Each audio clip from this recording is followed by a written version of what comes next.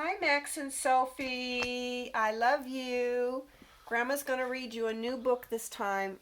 I used to read this book to you when you were little, but you didn't really have interest in it. But I think you will like it better now. It's called Caps for Sale, A Tale of a Peddler, Some Monkeys, and Their Monkey Business by Esfer Slobodkina.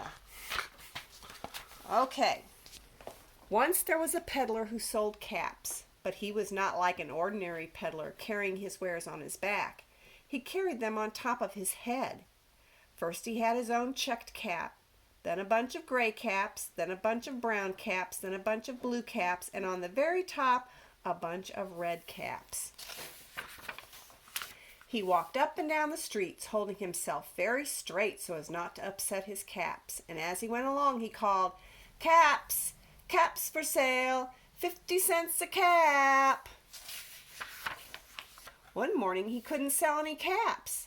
He walked up the street and he walked down the street calling, "Caps! Caps for sale, 50 cents a cap." But nobody wanted any caps that morning. Nobody wanted even a red cap.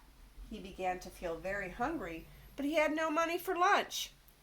"I think I'll go for a walk in the country," said he, and he walked out of town, slowly, slowly, so as not to upset his caps. He walked for a long time until he came to a great big tree. "That's a nice place for a rest," thought he, and he sat down very slowly under the tree and leaned back little by little against the tree trunk so as not to disturb the caps on his head. Then he put up his hand to feel if they were straight, first his own check cap, then the gray caps, then the brown caps, then the blue caps, and then the red caps on the very top. They were all there, so he went to sleep. He slept for a long time. When he woke up, he was refreshed and rested. But before standing up, he felt with his hand to make sure his caps were in the right place. All he felt was his own checked cap. He looked to the right of him, no caps. He looked to the left of him, no caps. He looked in back of him, no caps. He looked behind the tree, no caps. Then he looked up into the tree, and what do you think he saw? On every branch sat a monkey. On every monkey was a gray or a brown or a blue or a red cap. Where did those monkeys all come from? Good grief! The peddler looked at the monkeys. The monkeys looked at the peddler. He didn't know what to do. Finally he spoke to them. "You monkeys, you," he said, shaking a finger at them. "You give me back my caps." But the monkeys only shook their fingers back at him and said, "Zzz, zzz, zzz, zzz." This made the peddler angry, so he shook both hats at them and he said, "You monkeys, you give me back my caps." But the monkeys only shook both their hands back at him and said, "Zzz, zzz, zzz, zzz, zzz."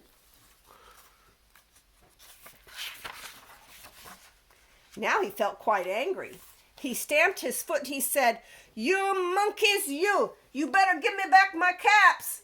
But the monkeys only stamped their feet back at him and said, "Zzz, zzz, zzz, zzz." By this time the peddler was really very, very angry. He stamped both his feet and he shouted, "You monkeys, you must give me back my caps." But the monkeys only stamped both their feet back at him and said, "Zzz, zzz, zzz, zzz, zzz."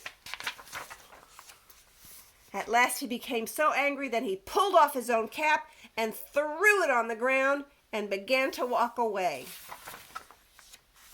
But then each monkey pulled off his cap. All the gray caps, all the brown caps, and all the blue caps, and all the red caps came flying down out of the tree. So the peddler picked up his caps and put them back on his head.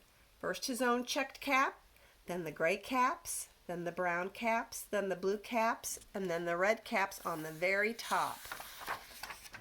And slowly, slowly he walked back to town calling, "Caps! Caps for sale! 50 cents a cap!" This was one of my very favorite books to read to your mommy and to Aunt Katie and to Uncle Mookie when they were little. I love this book. Love you guys. Bye-bye.